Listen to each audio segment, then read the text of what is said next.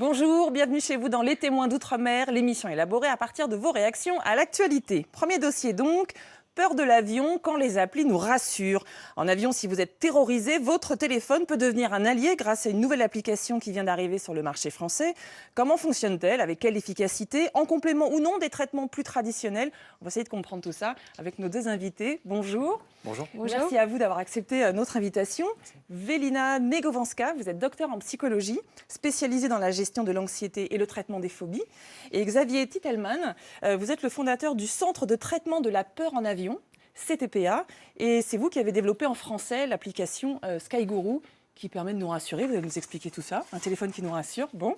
Je vous propose tout de suite cette première contribution postée sur eltom.fr depuis la Corée du Sud par Elodie Stanislas. Si je vous dis aérodromophobie, qu'est-ce que c'est? Vous ne savez pas? Et si je vous dis aviophobie, qu'est-ce qu'on entend? Eh oui, la peur de l'avion. Il faut dire que j'ai beau prendre l'avion plusieurs fois par an, en moyen comme en long courrier, plus je le prends et plus j'ai peur. Pourquoi? On a beau nous dire que l'avion est l'un des moyens les plus sûrs de voyager, quand il y a des avions qui disparaissent, c'est plus très rassurant. Alors moi, je regarde en bas. Quand je vois la montagne, je me dis que c'est vraiment pas le moment de tomber. Et quand je vois la mer, je me dis que j'ai une chance puisque je sais nager. Quand il y a des turbulences, je m'accroche à mon voisin quand c'est un peu trop fort. Et quand la météo est vraiment mauvaise, je m'accroche à mes deux voisins. Bon, mais pour aller de la Guadeloupe à la Corée, le train, c'est toujours pas possible. Alors en attendant, je continuerai à prendre l'avion. Merci Elodie pour ce joli texte bien écrit. Elodie, elle est écrivain. Ah oui, voilà, ça se ceci explique cela. Cela dit, cette peur de l'avion touche 20% de la population mondiale. Je parle d'une phobie selon l'Association internationale des transports aériens. C'est beaucoup, 20%. Mais il faut distinguer l'anxiété de... Alors tous les termes qu'a utilisés Elodie, sont-ils justes? L'aérodromophobie? Oui. Ça existe? Ça C'est existe. la même chose que l'aviophobie? Oui, on peut. Enfin, c'est différents termes, mais qui vont expliquer la même chose. Et c'est vrai que c'est des pourcentages qui sont très étonnants, et en même temps qu'on comprend quand même assez facilement, dans le sens où l'avion, c'est quand même pas notre milieu naturel, et on est presque génétiquement programmé à ressentir des peurs quand on est comme ça en hauteur, qu'on ne sait pas ce qui se passe, qu'on est enfermé. Nos ancêtres, ils étaient, ils n'étaient pas conçus pour entrer dans une une carlingue avec plein de Exactement. gens et se retrouver à 10 000 mètres d'altitude. C'est important de distinguer l'anxiété, c'est-à-dire une petite peur, de la phobie, la grosse peur, pour savoir quel traitement proposer. Tout à fait. C'est quoi la différence? Alors la différence va venir en fait dans le côté retentissement sur le quotidien, les évitements aussi. C'est-à-dire la phobie, ça va être des personnes qui vont vraiment commencer à éviter la situation. L'anxiété va être tellement forte que des fois, ils vont se dire tiens, je vais partir en voiture, en bateau. Vous avez plein d'exemples aussi. Oui, on a un exemple à vous proposer. C'est-à-dire que l'anxiété, on peut réussir à la maîtriser, même si c'est très inconfortable, mais la phobie, ça déborde, devient très handicapante. Et on a l'impression de ne pas pouvoir se contrôler. D'accord, donc là, ça commence à être un vrai souci. Alors, à propos, donc, effectivement, quand la phobie est très importante, je vous propose ce témoignage que nous avons recueilli hier dans les coulisses de notre plateau auprès de l'une de nos invitées, Kelly Massol. Elle a trouvé une solution surprenante pour effectivement contourner sa phobie. Écoutez-la. Phobie de l'avion, un frein au voyage. Vous écrabouillez régulièrement la main de votre voisin au décollage. Vous ne dormez pas 15 jours avant de partir en vacances. Vous n'êtes pas seul. La peur de l'avion touche 20% de la population mondiale. C'est le cas de Kelly Massol, qui ne monte plus dans un avion depuis 2001. Depuis septembre 2001, je ne prends plus l'avion parce que j'ai peur des attentats, des éventuels problèmes psychologiques ou des avaries techniques. Pour pouvoir me rendre dans les dom-toms, environ tous les 2 ans, soit je prends donc un bateau de croisière, les derniers bateaux qui partent en fin d'année, soit éventuellement les cargos. J'en ai pour entre 9 et 11 jours de trajet entre la métropole et les îles. Je pars au Brésil au courant du mois de décembre, donc j'ai pour 18 jours de traversée. Mais il faut dire que c'est une retraite spirituelle et que ça permet de travailler ou de se concentrer et de se reposer. Au total, 3 milliards de personnes prennent l'avion chaque année. Alors, rassurez.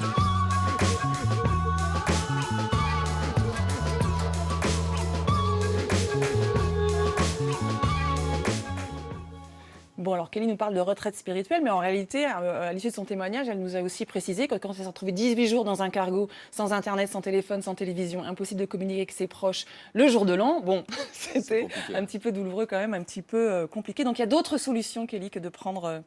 C'est fréquent. Le cargo. On a beaucoup de gens qui évitent. On a des gens qui font 30 jours de train pour aller jusqu'en Corée. Ça, on en a très très régulièrement. Des professionnels qui perdent des mois dans les transports parce qu'ils ne peuvent pas prendre l'avion. Et des gens qui doivent changer de carrière, qui démissionnent, qui perdent des contrats. Nous, on a eu quelqu'un qui avait raté un contrat à plusieurs dizaines de millions d'euros parce qu'il n'a pas pu aller signer.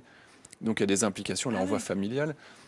Des gens qui ne voient pas leur famille en Martinique pendant des années. On en a eu un il n'y a pas très longtemps. C'est très très fréquent. Parce qu'il ne peut pas prendre l'avion. Vous me disiez aussi qu'il y a le cas d'un monsieur qui était au Brésil et qui ne pouvait pas rentrer, qui vous a appelé en panique. À l'inverse, il y a des gens qui ne peuvent pas partir pour aller en vacances Ouais. ou travailler, mais on a aussi des gens qui sont expatriés, qui vont travailler pendant des années dans certains pays et qui ne vont pas réussir à rentrer. Puis récemment, on a eu deux récemment, un qui était coincé à Singapour et une qui était coincée au Brésil. Ils avaient fait 3 années sur place et puis bloqués sur place. Donc là, on essaie de les accompagner par correspondance, mais ce n'est pas ce qui fait le plus efficace. C'est un peu plus difficile, hein, Ouais. donc mieux vaut prévenir que guérir. Est-ce qu'il est important de bien connaître sa peur pour trouver le traitement adapté? Parce qu'il y a des thérapies, il y a des stages, comment ça fonctionne? Comment est-ce qu'on choisit le traitement adapté? Le À la place du diagnostic, cargo. évidemment, est très important, dans le sens où on ne traite pas de la même manière quelqu'un qui a une phobie classique de l'avion, c'est-à-dire tout ce qui est turbulence, crash, orage, le décollage, et un claustrophobe. Donc la méthode ne va pas être la même. Et c'est pour ça qu'au départ, le diagnostic va quand même compter. Puis après, vous avez quand même des méthodes qui marchent très bien. Alors, c'est des méthodes, c'est une thérapie? Alors, ça dépend effectivement de la peur. Donc, pour certaines personnes, donc ceux qui sont dans la phobie classique, qu'on appelle la phobie classique, maintenant, il existe des stages d'une journée qui permettent de Ah oui, alors ça, on va en bien parler prendre en dans un charge la instant. situation. Mais juste pour bien comprendre cette histoire de peur et de phobie, est-ce que c'est important de savoir d'où elle vient? Quelle est son origine? Pas réellement. Il y avait une étude qui avait été faite par un psychologue dans le centre, qui avait justement... Alors en gros, il y a 40% des stagiaires qui viennent nous voir qui ont eu un événement traumatisant. Un Donc il y a un élément déclenchant? Seulement pour 40%, mais ça va être j'ai vécu des turbulences, j'ai cru que j'allais mourir. Et depuis, ça va c'est être... toujours là? Et ça reste, parce qu'une fois que le cerveau a été imprégné par cette mauvaise expérience, en gros, c'est D'accord, fini. il reproduit C'est fini. le même schéma. Et D'accord. c'est ce que disait tout à l'heure, on arrive au vol suivant avec l'anxiété du vol qui s'était déjà mal passé, puis ça se renforce toujours avec le temps. D'accord. Et finalement, savoir d'où ça vient, au final, vous avez juste une pensée catastrophe qui est une turbulence, ça va me cracher. Et il faut se débarrasser, donc on n'a pas vraiment besoin de savoir d'où ça s'est installé. Le but, c'est de vous apporter des réponses et de faire en sorte que ces réponses fassent partir les idées catastrophes. D'accord, donc l'origine ne compte pas, ce qui compte c'est le symptôme en fait, comment il se manifeste. Selon toujours l'Association internationale des transports aériens, 80% des personnes qui ont peur en avion sont des hommes. Comment ça se fait? Et ce qui est rigolo, Est-ce c'est que qu'on vous l'avez pu l'observer ça? nous, on a plus de femmes. Vous avez plus Ce de qui est femmes? rigolo en stage. D'accord, donc ils sont 80% d'hommes, ils n'osent pas le dire. Alors, Nous, on a 60% de femmes et 40% d'hommes. Ah donc, mais en fait, il y a pas aussi les quelque mêmes. chose en psychologie, c'est que les hommes ont plus de difficultés à avouer leurs difficultés. C'est ça? Et c'est-à-dire qu'à anxiété égale, la femme, peut-être qu'elle va oser venir demander de l'aide. Et c'est peut-être pour ça qu'on a plus de femmes. D'accord. Mais effectivement, je ne suis pas Alors que l'homme étonné. va se dire, je suis un homme, je Il tiendrai, le et cache. je prends l'avion terrorisé, mais... Et il prend des médicaments, il prend de l'alcool, et il essaie de faire en sorte que ça ne se voit pas. D'accord, parce qu'on peut imaginer que la source est fiable tout de même. Oui. Donc, messieurs, Puis les hommes, ils aiment avoir le contrôle. Et c'est vrai que dans l'avion, on est un peu privé de ce côté contrôle. On est assis sur notre siège, on ne voit rien. mais c'est souvent ce qui est et on générateur de passif. la peur, Oui, justement, c'est le fait de ne exactement. pas maîtriser. Oui. Le D'accord. besoin de contrôle est important. D'accord. Nouvelle contribution postée par Sophie Garnier, qui a vécu 1 an à La Réunion. Donc, c'est environ 10 heures de vol de la métropole. Donc, quand on a peur, c'est un problème. Il y a un peu plus de 2 ans, nous prenions nos billets pour partir vivre à La Réunion pendant 1 an. S'en sont suivis des cauchemars, des pleurs, des crises d'angoisse, trop handicapants pour imaginer prendre un vol long courrier d'une durée de 12 heures. Je me suis alors tournée vers le CTPA, qui était mon dernier recours, puisque j'avais lu en amont un livre traitant de la peur en avion, mais ça n'avait pas suffi. Les données en aéronautique, la désacralisation des derniers accidents aériens, toute la partie traitant de la psychologie, avec notamment la cohérence cardiaque et le simulateur de vol, souvenir, ont été d'une grande aide et m'ont permis d'aborder ce vol différemment. Le CTPA a été d'un soutien sans faille jusqu'à la veille du départ, avec notamment la météo du vol, très important pour quelqu'un d'anxieux. Chaque bruit trouvait une explication. Il est toujours nécessaire pour moi de réaliser les exercices respiratoires quotidiennement plusieurs semaines avant un vol, de colorier au moment du décollage, mais les mains de mes accompagnants vous disent merci. Donc pendant ce vol, j'ai pu dormir, très important, marcher, regarder à travers le hublot et prendre en photo ce magnifique lever de soleil au large de l'Afrique. Merci Sophie pour chouette. cette contribution riche, C'est sympa, bravo riche en Sophie. éléments. Ouais, c'est Alors le CTPA, donc c'est vous, le Centre de C'est tous traitement les de la deux, peur en avion, c'est tous les deux, pardon. Vous l'avez fondé, c'est pour ça que je disais un peu c'est vous rapidement. Comment ça se passe? C'est une journée? Alors, ouais, c'est une prise en charge. Au début, c'est Vélina qui m'a demandé d'intervenir auprès de ses patients parce qu'elle soignait bien les claustrophobes, mais en gros, ceux qui avaient peur des turbulences, il fallait expliquer. Enfin, en fait, on se rend très vite compte quand on est psychologue. Enfin, il y a beaucoup de phobies qu'on traite tout seul, mais la phobie de l'avion, il y a quelque chose d'assez particulier, c'est que ça touche quand même à des éléments techniques et il faut qu'on ait les vraies explications par rapport à ces Quand les gens vous éléments-là. disaient il y a des turbulences, ça me terrorise, je ne comprends pas ce que fait le pilote au moment de l'atterrissage du décollage, vous n'aviez Voilà. pas forcément de Bah, réponse. on peut très bien travailler sur la gestion de l'anxiété, comment faire en ce moment-là et tout, mais c'est quand même beaucoup plus utile de comprendre aussi qu'est-ce que c'est une turbulence, comment ça se passe le décollage, les virages, enfin, chaque étape du vol est bien expliquée et c'est cette partie-là D'accord, qu'on et c'est là où appelle vous la vous êtes dit, psychoéducation. Il Voilà. faut un Interviennent. partenaire pour Tout à fait. être plus efficace. En gros, on peut être champion du monde de relaxation. Si vous croyez que vous allez mourir, ça change rien. Votre D'accord, cerveau, ça il va marche pas. s'emballer. Ok. Donc c'est un petit peu ça. Elle apporte la partie gestion de l'anxiété. J'apporte les réponses techniques.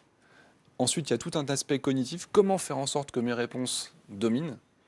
Et ensuite, il y a le simulateur de vol, comme on vient de le voir à l'instant. Alors expliquez concrètement comment ça se passe. Donc je viens vous voir, je fais un certain nombre de séances pour déterminer. Bon, c'est juste un entretien téléphonique. c'est Un rapide. entretien, d'accord. Un entretien pour déterminer quelle est ma Le type de peur. peur, D'accord, le avec type un de peur. Donc c'est questionnaire. pour l'établissement d'un diagnostic. Et ensuite je vais chez vous. Et ensuite, c'est là. Alors, on a une équipe maintenant, on a Ouais. une dizaine de simulateurs de vol. Le matin, Une c'est dizaine la- de simulateurs de vol, On a d'accord. une Donc je dizaine passe de une partenaires. journée au CTPA. Oui, dans le cadre du stage, c'est une journée. Le matin, il y a la partie gestion d'anxiété, respiration, comme Sophie Ouais. vient de le dire. Il y a les techniques cognitives, comment arrêter les pensées catastrophes, parce qu'il ne suffit pas de connaître les statistiques pour se soigner. D'accord. Ensuite, il y a un pilote où il y a moi qui Donc apporte. ça veut dire essayer d'arrêter l'emballement du cerveau. C'est-à-dire, Alors- c'est ok, mon cerveau s'emballe et je lui apporte des réponses. C'est ça? Alors, ce qui se passe, et on l'ignore un petit peu, c'est que quand on a une phobie, on va déclencher un petit peu ce qu'on appelle le cerveau émotionnel. Donc, on a peur, le cerveau émotionnel se met en route, et là, on n'est même plus capable de réfléchir normalement. Parce que on a trop emballé ce système de survie qui nous dit sauve-toi de la situation, échappe-toi, il ne faut pas que tu restes. D'accord. Donc En qu'est-ce gros. qu'on fait avec ce cerveau émotionnel? Et c'est justement, pendant la journée de stage, on va apprendre des techniques pour gérer ce cerveau émotionnel, pour D'accord. arriver à l'apaiser et faire en sorte que d'autres types de pensées puissent arriver, avec des techniques aussi cognitives qui vont permettre de rallumer en quelque sorte le raisonnement logique. D'accord. Elle parlait du coloriage. Par exemple. Prenez un stylo, D'accord. vous écrivez, vous avez forcément le cortex allumé. D'accord. Et quand on garde le cortex allumé et qu'on apaise le cerveau des émotions, vous allez réussir à rester rationnel. Ok. Réussir à reprendre une forme de contrôle en mettant la raison au-dessus C'est ça. de l'émotion. Et l'après-midi, on passe dans un simulateur de vol. Alors, Mais et ensuite, il y a pourquoi toutes les réponses techniques et le simulateur de vol. On parlait tout à l'heure du besoin de contrôle. Ouais. Vivre une situation en tant qu'acteur, c'est-à-dire quand il y a un bruit, quand il y a un virage, que fait le pilote maintenant? Ça le rend beaucoup plus facile à accepter en tant que passager.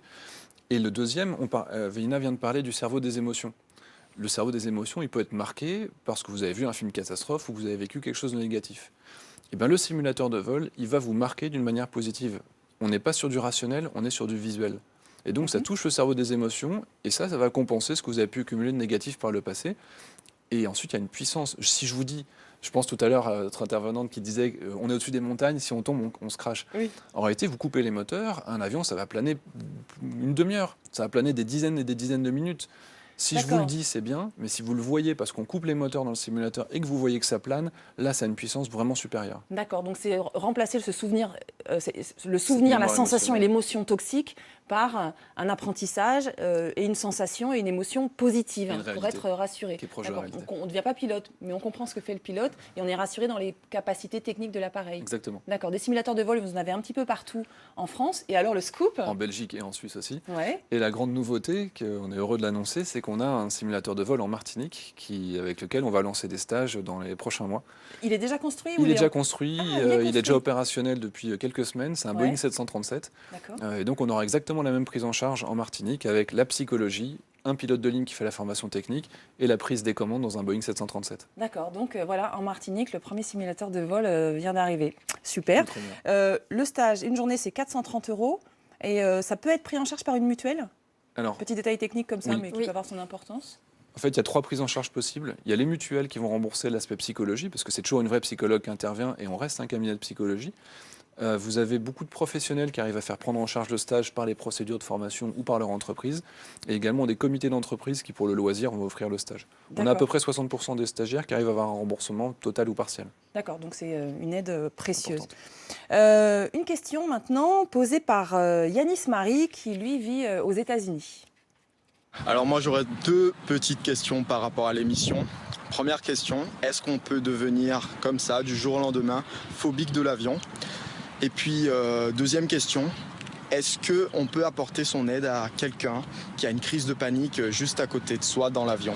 En tant que voyageur, est-ce que je peux faire des premiers gestes pour aider cette personne? Donc lui dire des mots doux, lui chanter du zouk, la rassurer. Enfin, quels sont les premiers éléments importants à connaître lorsqu'on a à côté de soi une personne qui fait une crise de panique? Puisque moi, je prends souvent l'avion, je suis actuellement aux États-Unis. Et puis j'aimerais bien savoir, comme ça, qu'est-ce qu'il faudrait faire dans une situation pareille. Merci pour vos réponses. À bientôt. Merci Yanis, à bientôt. Alors la première question, est-ce qu'on peut devenir phobique du jour au lendemain? Ben oui, visiblement, Oui. on regarde un film catastrophe, hop, terminé, Oui. on a peur. Il suffit que le cerveau se dise c'est un danger pour moi. Et donc j'active Et la réponse qu'il de active ce survie. côté avion égale danger, avion égale problème. Ça, on peut l'avoir avec des images dans les médias, très négatives, des films, Voilà, catastrophes. ou une mauvaise expérience. ou des ça, mauvaises nous disons. expériences. Du moment où on se dit, pour moi, l'avion, c'est dangereux, c'est comme quand on a peur d'un chien tout à coup et qu'après, on retient la peur. Notre cerveau est fait d'une manière à toujours retenir les informations négatives pour assurer la survie en quelque sorte. En fait, il fait son boulot, le cerveau. Il suffit, voilà, protège. exactement. Il fait son boulot de protection Il et de fait- survie. Oui, tout à D'accord. fait. Donc- Sauf que parfois, il va se tromper. Oui. Et quand il se trompe, bah là, il va vous envoyer des faux signaux, en quelque sorte, pour vous protéger dans des situations dans Et lesquelles là, ça peut c'est pas déclencher. forcément un Voilà. danger. Et là, ça déclenche la phobie. Alors, deuxième question, est-ce qu'on peut aider quelqu'un? Donc là, je voudrais qu'on parle de l'application. Il y en a beaucoup, hein, des applications. Alors, Il y a 2 petites choses. Nous, avant de travailler avec des simulateurs de vol, on faisait des vols accompagnés. Donc c'est vrai qu'on a développé des techniques en vol. On parlait de l'écriture tout à l'heure. Si vous êtes à côté de quelqu'un, alors quand la crise de panique est déjà là, c'est un petit peu tard. Mais par contre, vous pouvez déjà lui faire réfléchir. Éplez-moi le mot mammouth à l'envers. Là, on est sur le cortex. Ok. Et là, on revient sur du rationnel. Donc avant que la personne commence sa crise de panique, la deuxième chose, on peut lui faire faire de la respiration pendant le décollage, dans la salle d'embarquement. Ça, Et là, c'est on a pour favoriser la réponse de relaxation. On a pour des le guides coup. respiratoires. Ok. Notamment sur smartphone, on a des petites applications qui permettent d'avoir un guide et de respirer en suivant ce guide respiratoire. Ça permet d'éviter l'emballement du cœur. Et là, ce qu'on a sorti, c'est cette fameuse application SkyGuru qui, elle, avant le vol, je vais mettre la référence de mon voyage. Je fais un Paris Fort-de-France. Il va me télécharger la météo professionnelle aéronautique, me dire où est-ce que je risque d'avoir des turbulences. Et ensuite, quand on est lancé en vol, l'application va nous montrer les virages, parce qu'on a souvent l'impression que l'avion c'est une fusée. Ouais. Ça nous montre que c'est juste un virage à 15 degrés. D'accord. Donc en fait, l'application poursuit le travail fait en simulateur. On se met en mode avion, dans l'avion, et c'est-à-dire que notre téléphone, tout L'appareil, seul, on le met en mode on avion. le met en mode avion, D'accord. et le téléphone, avec ses propres capteurs, le GPS, etc., va être capable de continuer à suivre notre vol et nous montrer que cette turbulence, elle n'est pas si forte que ça. D'accord. Il a donné donc toutes les indications rationnelles pour calmer le cerveau émotionnel. On a la sensation de tomber de 100 mètres, c'était 20 cm. D'accord. Ça, c'est très rassurant. Et du coup, parce qu'il y a des compagnies qui parlent d'interdire l'utilisation de tablettes, ordinateurs, smartphones dans les appareils, Alors- dans les avions, du coup, Pas les smartphones. pas les smartphones. C'est parce qu'en fait, c'est une question on est sur la sûreté aéroportuaire. Il se trouve qu'on sait qu'Al-Qaïda est en train d'acquérir une technologie qui permet de mettre des fausses batteries et que ce soit une batterie explosive en réalité. Ah oui. Donc on oblige tout à passer en soute parce que ce qui passe en soute, tous les équipements électroniques avec des grosses Sont batteries contrôlés. peuvent être contrôlés avec un D'accord. système qui est fiable à 100%. Tandis qu'en bagage à main, on est avec des scanners visuels et c'est l'humain qui va regarder. Et donc le téléphone, même si c'est un téléphone piégé, n'est pas assez fort, la batterie n'est pas assez puissante pour D'accord, donc exposer on un pourra avion. toujours utiliser son smartphone et smartphone donc reste l'appli Skyguru. en l'occurrence. D'accord. Alors pour des questions de concurrence, il faut quand même que je dise, donc il y a Skyguru, certes, Bien sûr. mais il y en a d'autres. Par exemple, alors il y a aussi Air France qui propose des stages Bien sûr. comment ça s'appelle, des stages pour ne plus avoir peur en Stage avion. contre le stress aérien. Voilà, contre le stress. Et puis des applis, il y a aussi No Stress Altitude. Oui. Vous la connaissez donc. Bien sûr. Et là, c'est quoi la différence En avec Suisse. Skyguru aujourd'hui du coup, parce qu'on en parle beaucoup. Alors, Skyguru, effectivement, alors, c'est pas juste des réponses. Skyguru apporte des réponses. Les autres applications, généralement, donnent juste des réponses et juste un guide respiratoire. Là, on a vraiment un capteur. Pour vous donner un ordre d'idée, elle a coûté 200 000 $ à développer, cette application-là. Donc, on est sur quelque chose qui est inégalé en D'accord, termes qui de est puissance. super high-tech, Ouais. qui permet de savoir, de comprendre exactement ce que fait l'avion. Il Ouais. monte, il descend, turbulence ou pas. Et Ça mesure exactement la position de l'avion et c'est. En gros, vous son avez beaucoup comportement en vol. d'applications qui donnent juste des D'accord. réponses. Et là, on a les réponses plus un suivi réel, personnalisé D'accord. de la situation. Et juste dernière question, 200 000 € de développement, mais elle coûte combien cette appli? Alors, il y a différentes versions. Il y a une version gratuite qui donne juste des réponses. Il y en a une qui va coûter 3 €. Par exemple, si vous faites 1 ou 3 vols, ça va être au vol. Et après, il y a une version illimitée à 20 €.